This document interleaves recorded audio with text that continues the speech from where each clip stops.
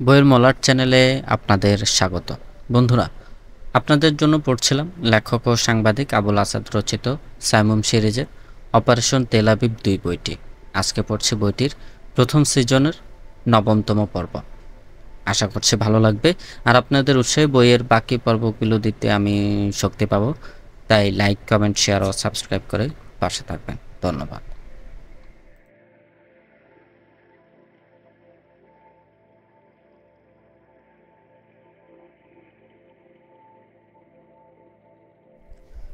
জেবেল আল নূর। আহমদ মুসার অফিস কক্ষ। পায়চারি করছিল আহমদ মুসা।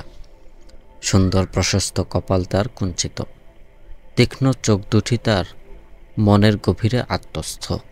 মনে তার চিন্তার ঝড়। প্রায় 3 সপ্তাহ হয় ইসরায়েলের পরিচিত কোড মেসেজ বন্ধ হয়ে গেছে। তার জায়গায় শোনা যাচ্ছে অপরিচিত ও দুর্বোধ্য সংকেত। এই দুর্বোধ্য সংকেতের পাঠোদ্ধার করা যায়নি।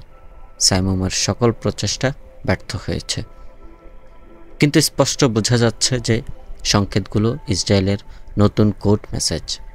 ওরা তাদের পুরাতন কোড মেসেজের পরিবর্তন করেছে। আরব বিশ্বে নতুন করে স্পাই রিং গড়ে তোলারই এটা হয়তো পূর্ব প্রস্তুতি। ইসরায়েলের এই নতুন উদ্যোগ বানচাল করে দেবার জন্যে ওদের নতুন কোড মেসেজের পাঠোদ্ধার অত্যন্ত গুরুত্বপূর্ণ। কিন্তু কিভাবে তা সম্ভব, চিন্তা করে চলে আহমদ মুসা। একটি সহজ পথ আছে এই দুর্বোধ্য সংকেতগুলো পাঠোদ্ধার করবার, এবং তা হলো ইসরায়েলি কোড মেসেজের ডিজিফার জোগাড় করা।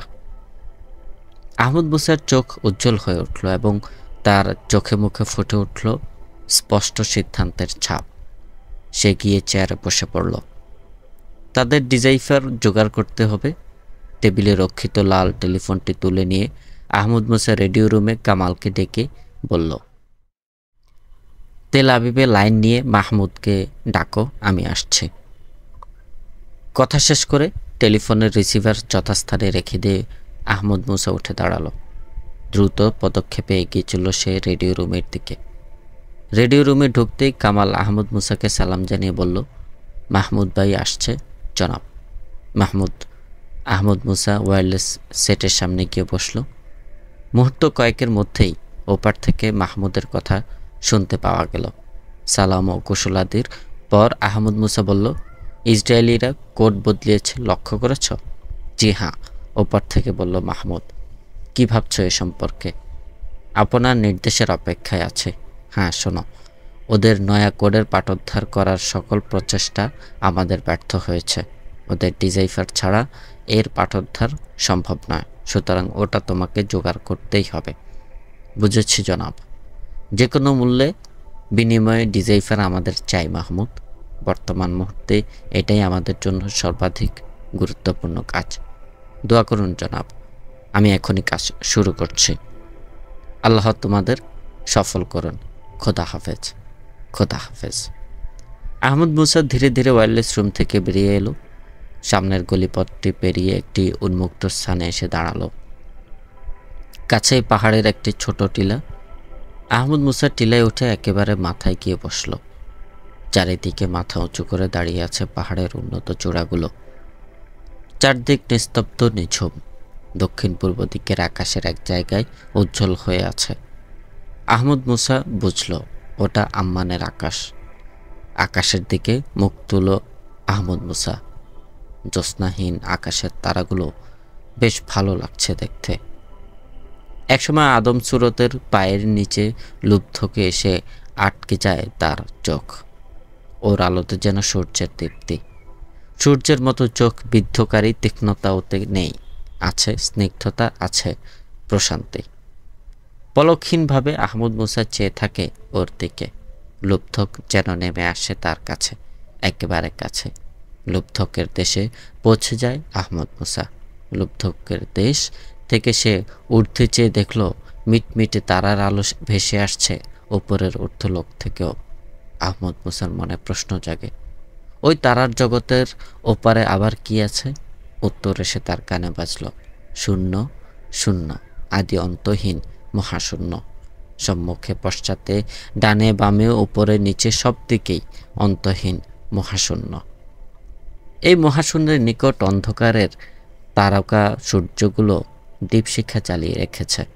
মহাশূন্যের অন্তহীন ব্যাপকতার মাঝে আহমদ মুসা ভয়ে বিস্ময়ে অভিভূত হয়ে পড়ে। তার মনে প্রশ্ন জাগে, এই মহাসৃষ্টির স্রষ্টা আল্লাহর শক্তি তাহলে কত বিরাট, কত বড় বিজ্ঞানী তিনি। আহমদ মুসার হৃদয় ও মন নুয়ে পড়ে স্রষ্টার উদ্দেশ্যে। আহমদ মুসা লুব্ধকের জগৎ থেকে দৃষ্টিপাত করে নিচে, বহু নিচে দেখা যায় সূর্যকে। মহাশূন্যের নিকষ কালো বুকে সূর্যকে অতি ক্ষুদ্র মনে আলোক বিন্দুর মতো মনে হচ্ছে। পৃথিবীর কোনো অস্তিত্বই খুঁজে পাওয়া যাচ্ছে না। আর ক্ষুদ্রাতি ক্ষুদ্র মানুষ। মহাশূন্যের বিশাল ব্যাপকতার মাঝে মানুষের অস্তিত্ব সত্যি কিছু আছে কি? প্রশ্ন জাগে আহমদ মুসার মনে। অথচ এই মানুষই আল্লাহর বড় প্রিয় এবং আশরাফুল মাখলুকাত, সৃষ্টির শ্রেষ্ঠ। আল্লাহর এই কোন কুদরত!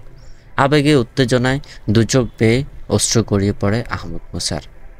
হযরত দাউদ আলাইহিসসালাম এর মতো তার বিস্ময় বিক্ষুব্ধ চিত্ত থেকে স্বগত উচ্চারিত হয়, হে বিশ্বনিয়ন্তা প্রভু, মনুষ্যকে যে তুমি তার বিষয় চিন্তা করো এবং মনুষ্য সন্তানই বা কি যে তুমি তার প্রতিযোগী মনে হও। আহমদ মুসার সেক্রেটারি আলী বিন শাকের এসে আহমদ মুসার পেছনে দাঁড়ালো। অতি ধীর কণ্ঠে বলল, অনেক রাত হয়েছে জনাব, খুব শীত পড়ছে, আপনার বিশ্রাম প্রয়োজন। ধীরে ধীরে মুখ ফিরালো আহমদ মুসা। এই সময় বিরাট এক নক্ষত্র পতন হলো। আহমদ মুসার দুদণ্ড বেয়ে ঝরে পড়া অশ্রু চিকচিক করে উঠল। শাকেরের দৃষ্টি এড়াল না তা। সে বিস্মিত কণ্ঠে বলল, আপনি কাঁদছেন জনাব? আহমদ মুসার মুখে ফুটে উঠল এক টুকরো প্রশান্ত হাসি। সে বলল, এ হারানোর কান্না নয় শাকের, পাওয়ার কান্না। আমার আল্লাহকে আমি এমন নিবিড়ভাবে কোনোদিন পাইনি। আকাশের দিকে চেয়ে দেখো, তারায় তারায় শুধু তারই হাতছানি। নিঃসীম আকাশের আলো আধারের মাঝে তারই শুধু লুকোচুরি খেলা। বলতে বলতে আহমদ মুসা উঠে দাঁড়ালো। শাকের মন দিয়ে আহমদ মুসার কথাগুলো শুনল, কিছুই বলল না। কথা বাড়ানো উচিত নয়, তাদের প্রিয় নেতার বিশ্রাম এ সময় অত্যন্ত জরুরি। আগে আগে চলল আহমদ মুসা, পিছনে শাকের। আহমদ মুসাকে শয়ন কক্ষে পৌঁছে দিয়ে শাকের তার ঘরের দিকে পা বাড়ালো। Tel Aviv. মাহমুদ চিন্তান্বিত মুখে ওয়্যারলেস রুম থেকে বেরিয়ে এলো। মাথায় তার একরাশ চিন্তার জট। ধীরে ধীরে এসে ড্রয়িং রুমের সোফায় বসল। ইসরায়েলিদের হাত থেকে ডিজাইফার উদ্ধার করা চারটিখানি কথা নয়। মাহমুদ সমস্ত ব্যাপারটা একবার চিন্তা করে দেখল। ডিজাইফার হাতে পেতে হলে অনেকটা পথ তাকে পাড়ি দিতে হবে। প্রথমে তাকে খুঁজে দেখতে হবে ডিজাইফারের খোঁজ কোন কোন ব্যক্তির কাছে পাওয়া যেতে পারে। দ্বিতীয়ত, ওইসব ব্যক্তির মধ্যেই কার কাছ থেকে ডিজাইফারের খবর বের করে নেওয়া সহজ হবে তা নির্ধারণ করতে হবে। তৃতীয়ত, ডিজাইফার উদ্ধারের ব্যবস্থা করা। মাহমুদ গোটা পরিকল্পনাটিকে আরেকবার আগাগোড়া ভেবে দেখল। তারপর প্রথম বিষয়টির প্রতি মনোনিবেশ করল। সে চিন্তা করে দেখল ডিজাইফার কোনো গোপন স্থানে রক্ষিত আছে, তা কাদের পক্ষে জানা সম্ভব। তাদের মধ্যে প্রধান হলেন 1 মন্ত্রী, 2 দেশরক্ষা সেক্রেটারি, 3 মোসাদ প্রধান এবং 4 সিনবেত প্রধান ইত্যাদি। এদের মধ্যে দেশরক্ষা মন্ত্রীকে হিসেবের বাইরে রাখা উচিত। এখন অবশিষ্টদের মধ্যে কার নিকট থেকে তথ্য বের করা সহজ হবে? মাহমুদ ভাবল, এটা সূক্ষ্ম বিচার বিবেচনার প্রশ্ন। ডসিয়ার আলোচনা ছাড়া এ প্রশ্নের সমাধান অসম্ভব। সোফা ছেড়ে মাহমুদ উঠে দাঁড়ালো। গৃহাভ্যন্তরে প্রবেশ করে একটি গোপন সিঁড়িপথ বেয়ে সে প্রবেশ করল ভূগর্ভস্থ একটি কক্ষে। Record room. মাহমুদ ডসিয়ার সেকশনে গিয়ে বসল। টেনে নিল সিনবেত প্রধানের ডসিয়ার ফাইল। গভীর মনোযোগ নিবিষ্ট করে সে ফাইল শেষ করে হাতে তুলে নিল মোসাদ প্রধানের ডসিয়ার। শেষ করে ওটাও রেখে দিল সে ফাইল ক্যাবিনে। দেশরক্ষা সেক্রেটারি এরহান শালটকের কোনো ডসিয়ার সাইমুমের এই স্থানীয় রেকর্ড রুমে নেই। এরহান শালটক স্বরাষ্ট্র বিভাগ থেকে সদ্য আগত এবং স্বরাষ্ট্র বিভাগেও তার চাকরির মেয়াদ বেশি দিনের নয়। হয়তো এই কারণেই অপ্রয়োজনীয় বিবেচনায় তার ডসিয়ারই তৈরি হয়নি। সিনবেদ প্রধানের ডসিয়ার থেকে তার যে চরিত্র পাওয়া গেল তা হলো তিনি ঠান্ডা মাথা, নির্লজ্জ মেজাজ, তীক্ষ্ণ বুদ্ধি, কর্তব্যপরায়ণ ও বিশ্বাসী। মাহমুদ ধীরে ধীরে মাথা নাড়ল। এ বড় শক্ত চিজ, এ ভাঙবে কিন্তু মচকাবে না। মোসাদ প্রধানও মোটামুটি একই চরিত্রের, তবে সিনবেদ প্রধান অপেক্ষা অধিকতর কটুবুদ্ধি ও হিংস্র। তার চরিত্রের বড় একটি দুর্বল দিক হল নারীর প্রতি মাত্রাতিরিক্ত মোহ। ঘৃণায় মাহমুদের মুখ কুঞ্চিত হল। সাইমুম এ ধরনের অস্ত্র প্রয়োগকে ঘৃণা করে। উঠে দাঁড়ালো মাহমুদ, বেরিয়ে এলো রেকর্ড রুম থেকে। সমস্যার সমাধান হলো না। এরহান শালটক সম্পর্কে জানা দরকার, এমিলয়ার কাছ থেকে জানা যাবে। হঠাৎ একটি নাম তার স্মৃতির আকাশে ঝিলিক দিয়ে গেল, এমিলিয়া। নামটি স্মরণ হওয়ার সাথে সাথে মাহমুদের গোটা দেহের অণুতে পরমাণুতে বিদ্যুৎ শিহরণ খেলে গেল। আনন্দের শিহরণ খেলে গেলে দেহের প্রতিটি শির উপশিরায়। মাহমুদ অবাক হলো, এমিলিয়া তার দেহের অণুতে পরমাণুতে এমনইভাবে মিশে গেছে। হ্যাঁ, এমিলিয়ার কাছে এরহান শালটক সম্পর্কে জানা যেতে পারে, কিংবা জানার ব্যাপারে প্রয়োজনীয় সাহায্য সে করতে পারে। মাহমুদ সোফায় এসে বসল। হাত ঘড়ির দিকে চেয়ে দেখল রাত 1টা। এমিলিয়া ঘুমিয়ে আছে। বেচারিকে এরাতে ঘুম থেকে জাগানো ঠিক হবে না, কিন্তু এছাড়া উপায় কি? ডিজাইফারের ব্যাপারে কালকের মধ্যে একটা সুরাহা করা তার চাই। মাহমুদ উঠে দাঁড়ালো, পা বাড়ালো ড্রেসিং রুমের দিকে। 5 মিনিটের মধ্যে মাহমুদ বেরিয়ে এলো। পরনে কালো ট্রাউজারের ওপর লম্বা কালো ওভারকোট, মাথায় ফেলট হ্যাট। একটু দূর থেকে দেখলে মনে হবে রাত্রিকালের টহলদারি ইসরায়েলি পুলিশ। রাত দুপুরের তেল আবিব, জনবিরল রাস্তা, 2-1টি গাড়ি আনাগোনা চলছে। মাহমুদের গাড়ি এসে একটি পাবলিক টেলিফোন বুথের সামনে দাঁড়ালো। টেলিফোন বুথে প্রবেশ করে একটি নম্বর এসে ডায়াল করল। মুখে এক টুকরো হাসি। ও প্রান্তে টেলিফোন বেজে চলছে, কিন্তু নো রিপ্লাই। মাহমুদ নাছর বান্দা, বেজেই চলছে টেলিফোন। কিছুক্ষণ পর ও প্রান্ত থেকে রিসিভার ওঠানো শব্দ শোনা গেল। তারপর ভেসে এলো একটি শব্দ, হ্যালো। নিদ্রা জড়িত কণ্ঠ বলছে, এমিলিয়া।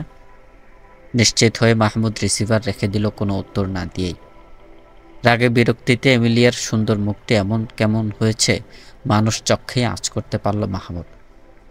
কিন্তু বেচারিকে এভাবে না জাগিয়ে উপায় ছিল না তার। এমিলিয়ার বাড়ি থেকে একটু দূরে একটি অন্ধকার গলিতে গাড়ি পার্ক করে রেখে এমিলিয়াদের বাড়ির পেছন এসে দাঁড়ালো মাহমুদ। তারপর পাঁচিল টপকে ভিতরে বাগানে গিয়ে পড়ল সে। একটুক্ষণ দাঁড়িয়ে চারদিকটা একবার দেখে নিয়ে মাহমুদ সামনে পা বাড়ালো। গিয়ে দাঁড়ালো এমিলিয়া যে ঘরে থাকতো ঠিক তার নিচে। উপরে চেয়ে দেখল এমিলিয়ার দুটি জানালাই বন্ধ। মাহমুদ মতো পরিবর্তন করল, না আজ জানালা দিয়ে নয় দরজা দিয়ে সে প্রবেশ করবে। গভীর রাত, কেউ জেগে নেই। পকেট থেকে সিল্কের কর্ড বের করে ছুঁড়ে মারল সে ছাদে। অভ্রান্ত লক্ষ্য। কর্ডের মাথার হুকটি বেঁধে গেল ছাদের সাইড ওয়ালে। মাহমুদ কর্ড বেয়ে উঠে এলো ছাদে। মাহমুদ খুশি হলো। ছাদ থেকে নিচে নামবার সিঁড়ির দরজা খোলা আছে। সে অতি সন্তর্পণে সিঁড়ি বেয়ে বারান্দায় গিয়ে দাঁড়ালো। 4 তলার বারান্দা। 4 তলার অংশে মোট 3টি ঘর। একটি এমিলিয়ার বেডরুম, অন্যটি ড্রয়িং রুম এবং তৃতীয়টিতে থাকে এমিলিয়ার খাস পরিচারিকা সনি। সর্বদক্ষিণের ঘরটি এমিলিয়ার শয়নকক্ষ। শয়নকক্ষের দরজায় গিয়ে মাহমুদ দাঁড়ালো। হাঁটুর নিচ পর্যন্ত নামানো মাহমুদের ওভারকোট, ফেল্ট হ্যাট মুখের অর্ধাংশ ঢেকে রেখেছে। মাহমুদ ধীরে ধীরে নক করল দরজায়। 1বার 2বার 3বার। তৃতীয়বারের পর এমিলিয়ার কণ্ঠ শোনা গেল, কে? সনি? মাহমুদ আবার সামান্য বিরতিতে টোকা দিল। আবার এমিলিয়ার কণ্ঠ, কে? এবার তার কণ্ঠ যেন উদ্বেগ। মাত্র কয়েক মুহূর্ত, তারপর ধীরে ধীরে দরজা খুলে গেল। ভিতরে হালকা নীল আলো। উদ্যত রিভলভার হাতে দাঁড়িয়ে আছে এমিলিয়া। রিভলভারের চকচকে নল মাহমুদের বুকে লক্ষ্য করে সাপের জিহ্বার মতো যেন লকলক করছে। ট্রিগারে রাখা এমিলিয়ার তর্জনীটি উত্তেজনায় কাঁপছে। যে কোনো মুহূর্তে ট্রিগারে চাপ দিয়ে বসবে। চিৎকার করে এমিলিয়া কিছু বলতে যাচ্ছিল। মাহমুদ তর্জনীটি ঠোঁটে ঠেকিয়ে চুপ করার ইঙ্গিত করল এবং পর মুহূর্তে মাথা থেকে ফেল্ট হেড ছুঁড়ে ফেলে দিল মাহমুদ। মাহমুদকে চিনতে পেরেই এমিলিয়া রিভলভার ছুঁড়ে ফেলে দিয়ে দুহাতে মুখ ঠেকে বসে পড়ল। মাহমুদ একটু এগিয়ে এমিলিয়াকে বলল, ভয় পেয়েছ? এমিলিয়া মুখ তুলল। তার মুখে আনন্দ ও বিস্ময় দুটোই। বলল, যদি গুলি করতাম? মাহমুদ ঘরে প্রবেশ করে বলল, কি হতো আর, এভাবে মৃত্যু থাকলে মরে যেতাম।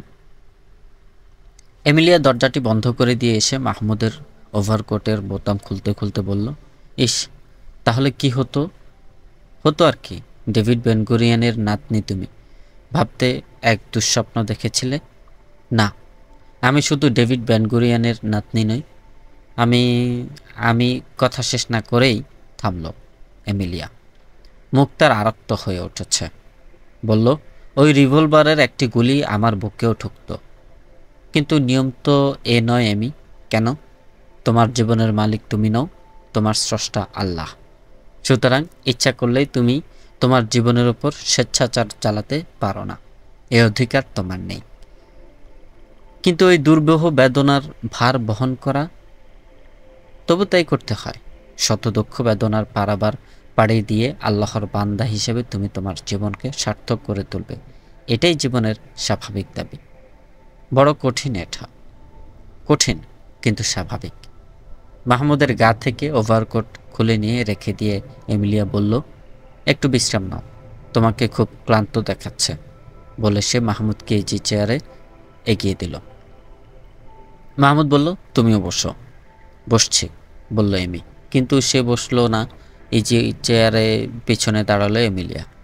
তার হাতের আঙ্গুলগুলো মাহমুদের জামার কলার নিয়ে খেলা করতে লাগলো। ফিসফিস করে একসময় বলল, রাতে ক ঘন্টা ঘুমাও? কোনোদিন সারা রাত, কোনোদিন 1 ঘন্টাও না। এমন করলে শরীর ভালো থাকে বুঝি? না থাকুক, অসুখ করলে শুয়ে থাকা যায়, পরিচর্যা পাওয়া যায়। কে পরিচর্যা করে? অসুখ করেনি কোনো দিন। সামান্য যা করেছে আপন পরিচর্যায় তা সেরে গেছে, তাই বলতে পারিনি। যদি হয়? আমার সহকর্মী আছে, কেন আমাকে ডাকবে না? ডাকলে তুমি যাবে? তোমার কি মনে হয়? মাহমুদ কোনো জবাব দিল না। পরে ধীরে ধীরে বলল, তোমাকে ডাকবার দিন এখনো আসেনি আমি। যেদিন ফিলিস্তিন মুসলিম ভাই বোনেরা তাদের স্বদেশ ভূমি ও তাদের বাড়িঘর ফিরে পাবে, যেদিন তারা হারানোর বেদনা ভুলে গিয়ে পাওয়ার আনন্দে উদ্বেল হয়ে উঠবে, সেই দিন আমার সংসারের রানী সেজে যাবে তোমার ঘর। জ্বলবে আমার আধার ঘরে আলো, হাসি আনন্দে মুখর করে তুলবে আমার বোবা গৃহাঙ্গন। মাহমুদের কণ্ঠ ভারী হয়ে উঠল যেন। সেদিন কত দূরে মাহমুদ? আমি জানি না এমি। অনেকক্ষণ ধরে কেউ কোনো কথা বলল না। প্রথমে নীরবতা ভাঙল এমিলিয়া। বলল, এত রাতে তোমাকে কি খাওয়াই বলো তো? না, তোমাকে ওসব পাগলামি করতে দেব না, এটা সময় নয় খাওয়ার। ফল মিষ্টি খেতে দোষ নেই। মাত্র 2 মিনিট, আমি আসছি। একটু পর রেফ্রিজারেটর থেকে আঙ্গুর, কেক প্রভৃতি কয়েক ধরনের খাবার এনে এমিলিয়া হাজির করল। মাহমুদ এমিলিয়াকেও বসালো। খেতে খেতে মাহমুদ বলল, খুব ভয় পেয়েছিলে না? মুখে পুড়ে দেয়া কেকের টুকরোটা ভালো করে গিলে নিয়ে এমিলিয়া বলল, ওই টেলিফোনটাও তাহলে তুমিই করেছিলে না? মাহমুদ হাসতে লাগলো। এমিলিয়া বলল, ওই ভুতুরে টেলিফোন পাওয়ার পরেই রাত দুপুরে যদি দরজায় টোকা শোনা যায় এবং জিজ্ঞেস করেও তার কাছ থেকে যদি জবাব না পাওয়া যায়, আর দরজা খুলে যদি দেখা যায় ফেল্ট হেটে মুখ ঢাকা কালো আলখেল্লা মোড়া এক মনুষ্যমূর্তি, তাহলে ভয় করবে না বুঝি? একটু থেমে সে আবার বলল, টেলিফোন ছেড়ে দিয়েছিলে কেন? বলে আসলেই পারতে। হ্যাঁ, তোমাকে টেলিফোনে বলে কয়ে আসি, আর তোমাদের টিকটিকি মহাশয়রা আমার অভ্যর্থনায় তোমাদের বাড়ির গেটে দাঁড়িয়ে থাকুক। তাহলে টেলিফোন করলে কেন? তোমার ঘুম ভাঙানোর জন্য। এখানে এসে তো ডাকতে পারতাম না। ওহ, তোমার এত বুদ্ধি! তোমার সাবধানতা দেখে আমি খুশি হয়েছি এমি। ভবিষ্যতেও তুমি এমনই সাবধান থেকো। খাওয়া শেষ হয়ে গেল। মাহমুদ ঘড়ি দেখল, রাত প্রায় 2টো। প্লেটগুলো নিয়ে উঠে দাঁড়ালো এমি। মাহমুদ বলল, তোমার সাথে জরুরি কিছু কথা আছে। এমি বলল, আসছে। এমি প্লেটগুলো রেখে এসে সামনের চেয়ারটিতে বসে বলল, বলো। মাহমুদ তার ইজি চেয়ারটি টেনে নিয়ে এমিলিয়ার আরও কাছে গিয়ে বসল। এমিলিয়ার চোখে চোখ রেখে অতি নিচু গলায় বলল, তোমার কিছু সহযোগিতা চাই এমি। এমিলিয়ার চোখ দুটি উজ্জ্বল হয়ে উঠল। বলল, বলো, আমি রাজি। দেশরক্ষা সেক্রেটারি এরহান শার্লটককে তুমি চেনো? চিনি। কেমন চেনো? ভালোভাবে চেনে, ওর মেয়ে আমার ক্লাসমেট। ওদের বাসায় মাঝে মাঝে যাই। এরহান চাচাজি আমাকে খুব স্নেহ করেন। এরহান শার্লটকের মেজাজ ও চরিত্র সম্পর্কে কিছু বলতে পারো? সচ্চরিত্র, কর্তব্যপরায়ণ ও বিশ্বাসী কর্মচারী বলে ওনার খুব সুনাম আছে। আর মেজাজ একটু খিটখিটে ধরনের বলেই আমার মনে হয়। কেন? সামান্য কারণেও ওকে মাঝে মাঝে আমি খুব বেশি রেগে যেতে দেখেছি। যেমন কারো কোথাও থেকে আসতে একটু দেরি হওয়া ইত্যাদি। মাহমুদ আর কিছু বলল না। পাওয়া সূত্রগুলো নিয়ে চিন্তার অতলে ডুব দিল সে। চোখ দুটি তার বুঝে গেল। যা সে জানতে চেয়েছিল তা সে পেয়েছে। শার্লটকের এই খিটখিটে মেজাজের অর্থ তার প্রতিরোধ শক্তি কম। এই ধরনের লোকের কাছ থেকে ভয় দেখিয়ে কিংবা চাপ দিয়ে কথা আদায় করা যায়। ডিজাইফারের খবর শার্লটকের কাছ থেকেই জোগাড় করতে হবে। মাহমুদ চোখ খুলল, দেখল এমিলিয়া পলক্ষীন দৃষ্টিতে তার দিকে তাকিয়ে আছে। বলল, মাহমুদ, ভাবছিলাম এমি। কি ভাবছিলে? তোমার শার্লটক চাচাজির মুখ থেকে আমাদের একটা কথা বের করে নিতে হবে, তা সম্ভব কিনা তাই চিন্তা করছিলাম। কি কথা জানতে পারি কি? মাফ করো, আমি নিছক জানার আগ্রহ নিয়ে কথা বলছি না। যদি কোনো সাহায্য করতে পারি সেই উদ্দেশ্যে। আমি তো বুঝতে পেরেছি। আমি একটু থামলো মাহমুদ, তারপর আবার বলল, ডিজাইফার চেনো? কোড এক্সপ্লানেশন যাতে লেখা সেই বই কিংবা কোড মেসেজের ব্যাখ্যাকারী বই তো? হ্যাঁ, ঠিক চিনেছ। দিন 15 হয় ইসরায়েল তাদের পুরনো কোডের পরিবর্তন করে নতুন কোডের প্রবর্তন করেছে। এই নতুন কোডের যে ডিজাইফার বুক ইসরায়েলের আছে সেটা আমাদের প্রয়োজন। এই ডিজাইফার কোথায় রাখা হয়েছে সেটাই আমরা জানতে চাই তোমার চাচা জানের কাছ থেকে। তিনি কি বলবেন? সহজে কি বলবেন? বলতে বাধ্য হবেন। ডিজাইফারের কিছু সন্ধান বোধ হয় আমি জানি। জানো তুমি? মাহমুদের কণ্ঠে ঝরে পড়ল একরাশ বিস্ময়। হ্যাঁ, আমি জানি। মাহমুদের বিস্ময় তখনও কাটেনি। মুহূর্ত কয়েক পর সে ধীরে কণ্ঠে বলল, কি জানো? কতটুকু জানো এমি? না, বলবো না। মুখ টিপে হাসলো এমিলিয়া। তাহলে তোমাকেই হাইজ্যাক করতে হয় দেখছি। মাহমুদও হাসলো। আমি রাজি। অন্তত আমার আস্তানাটা দেখতে পারবে, তাই তো? হেসে বলল মাহমুদ। দূরের কোনো পেটা ঘড়িতে রাত 2টো বেজে গেল। মাহমুদ সচকিতভাবে ঘড়ির দিকে চাইল। বলল, না, আমি আর অপেক্ষা করতে পারি না। তোমার কষ্ট হচ্ছে? কষ্ট আমার হচ্ছে? একটু থামল এমিলিয়া। বেদনার্থ হয়ে উঠল তার দুটি চোখ। বলল সে, যার অপেক্ষায় হৃদয় মন বেকুল হয়ে থাকে তাকে পাশে পাওয়ার সৌভাগ্য কষ্টকরই বটে। তা নয়, আমি বলছিলাম। মাহমুদের কথা কেড়ে নিয়ে এমিলিয়া বলল, না, আর কোনো কথা নয়। তোমার সময় নষ্ট হচ্ছে বলে সে মাহমুদের সামনে উঠে এসে তার পেছনে দাঁড়ালো। দুটি কোণই মাহমুদের ইজি চেয়ারে ঠেস দিল। এমিলিয়ার তপ্ত নিঃশ্বাস মাহমুদ স্পষ্ট অনুভব করতে পারছিল তার কানে গণ্ডে। মাহমুদ কিছু বলতে যাচ্ছিল, এমিলিয়া তাকে বাধা দিয়ে বলল, শোনো, দেশরক্ষা সেক্রেটারি শার্লটক চাচাজানের মেয়ে মারিয়া স্মার্থা আমার ঘনিষ্ঠ বান্ধবী। ও মোসাদে ট্রেনিং নিচ্ছে। তার কাছেই আমি ডিজাইফারের একটি কপি গত পরশু দেখেছি। বইটি আমাকে দেখে সে বলছে অতি গোপনীয় বইটি বিশেষ নির্দেশক্রমে সে মাত্র কয়েকদিনের জন্য আনতে পেরেছে। থামল এমিলিয়া। মাহমুদ এমিলিয়ার একটি হাত ধরে টেনে নিয়ে পাশে বসালো। বলল, বইটি আমার চাই এমি, এবং কালি। আমাকে চুরি করতে বলছো বইটি? হাসলো এমিলিয়া। মাহমুদ বলল, না, তোমার বান্ধবীকে আমরা বিপদে ফেলতে চাই না। তাছাড়া চুরি করলে ওরা জানতে পারবে, তাতে আমাদের খুব বেশি লাভ হবে না। তাহলে বইটির পৃষ্ঠা সংখ্যা কত হতে পারে? 150-র বেশি হবে না। আচ্ছা, তুমি যদি ওখানে গিয়ে বইটি দেখো বা পড়ো তাহলে তোমার বান্ধবী আপত্তি করবে না? মাহমুদ মুহূর্ত কয়েক ভাবল, তারপর পকেট থেকে ক্ষুদ্র সিগারেট লাইটার বের করে এমিলিয়ার হাতে দিল। এমিলিয়া বলল, এই সিগারেট লাইটার দিয়ে কি হবে? সিগারেট লাইটার নয়, এটা একটা ক্যামেরা। ওই যে মাথায় ক্ষুদ্র সাদা সুইচ দেখছ, ওইটাতে যতবার চাপ দিবে উঠবে একটি করে ফটো। বুঝেছি। বইয়ের প্রতিটা পাতার ফটো নেব আমি, হাসলো এমিলিয়া।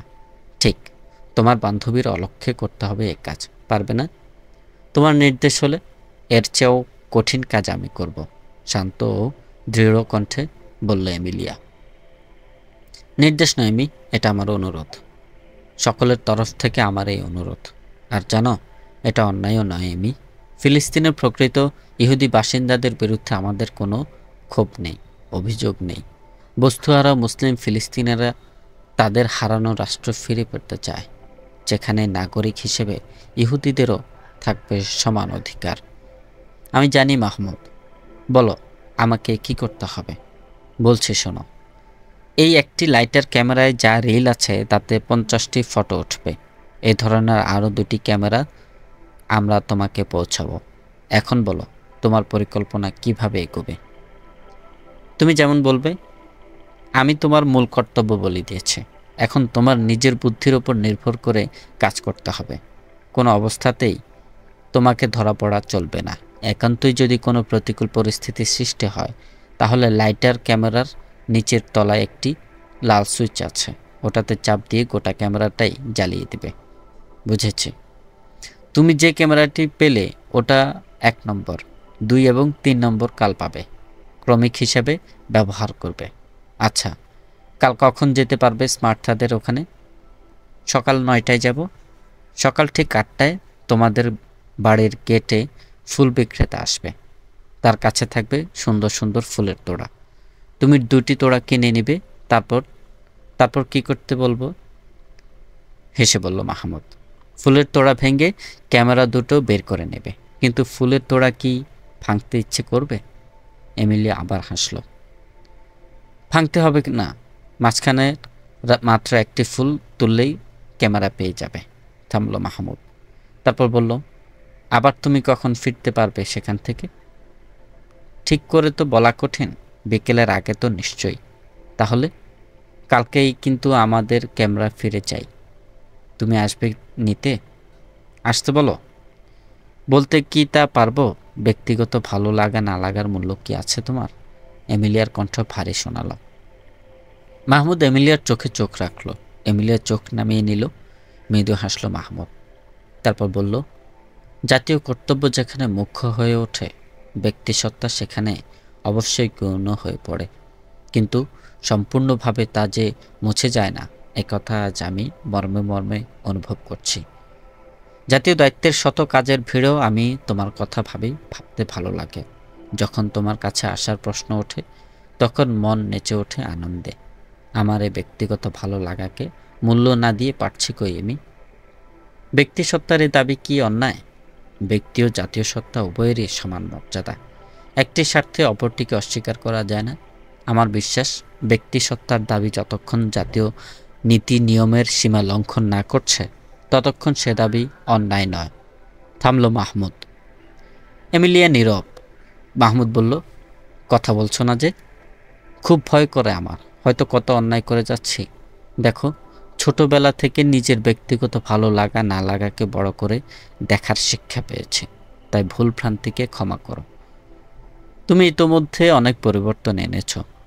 তুমি শুধু আমাকে নয়, আমাদের সবাইকে বিস্মিত করেছ। থামল মাহমুদ। বলল আবার, আগামী সন্ধ্যা 7টায় অক্সফোর্ড বুক ফাউন্ডেশন থেকে কিছু বই নিয়ে একজন লোক এসে তোমাদের গেটে দাঁড়াবে এবং তুমি কিছু বই চেয়েছো বলে তোমাকে সংবাদ দিতে বলবে। তুমি তাকে ডেকে নেবে। ক্যামেরা 3টি একটি 3 ক্যাসল সিগারেট প্যাকেটে পুরে রাখবে।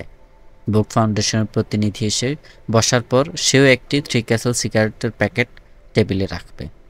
সিগারেট প্যাকেটের এক কোণে আমার হস্তাক্ষর থাকবে। CM 3 ক্যাসল সিগারেট প্যাকেটে যদি আমার হস্তাক্ষর দেখতে পাও, তাহলে লোকটিকে খাঁটি জানবে এবং বইপত্র দেখার ফাঁকে ওই প্যাকেটটিকে তুলে নিয়ে তোমারটি রেখে দেবে। তোমার হস্তাক্ষর CM এর অর্থ কি? Colonel Mahmud. Are you colonel? বিস্ময়ে এমিলিয়ার চোখ দুটি বড় বড় করল। কেন বিশ্বাস হয় না? তুমি রীতিমতো তাহলে সেনাবাহিনীর লোক? কিন্তু কোনো সেনাবাহিনীর? এই তো। হাসল মাহমুদ। একটু থেমে আবার বলল, থাক ওসব কথা আজ, এবার উঠি এমি। বলে উঠে দাঁড়ালো মাহমুদ। যাচ্ছ? হ্যাঁ যাই। আবার কবে দেখা হবে আল্লাহ জানে। মাহমুদ ঘর থেকে বেরিয়ে ছাদে উঠে এলো। সাথে সাথে উঠে এলো এমিলিয়াও। ছাদের কার্নিশ থেকে সিল্কের কর্ড জ্বলছে। মাহমুদ গিয়ে দাঁড়ালো সেখানে। এমিলিয়া এসে দাঁড়ালো মাহমুদের পাশে একান্ত ঘনিষ্ঠ হয়ে। বলল, একটা কথা বলবো?